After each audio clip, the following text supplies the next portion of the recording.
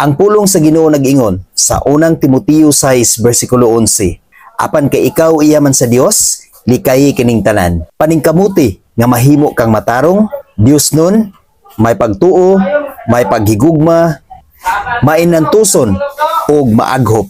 Ang pulong sa Ginoo nagpahinumdom sa matag usa kanato. Kay kita iya naman sa Dios, ato gayong likayan kining tanan. Apan unsa man ang angay natong likayan sa atong pagkinabuhi dinhi sa kalibutan.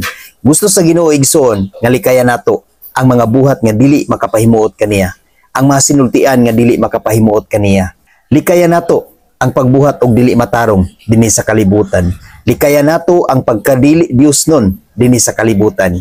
Ug likayan nato ang pagkinabuhi dinhi sa kalibutan nga walay pagtuo ngadto sa Ginoo ug walay paghigugma ngadto kaniya.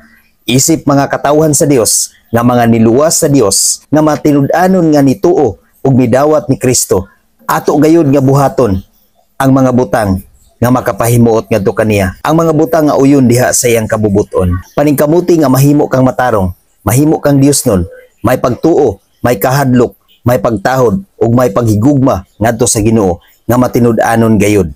Ug labaw sa tanan, paningkamuti gayud nga mahingpit ang kaluwasan nga imong naangkon pinaagi ni Kristo.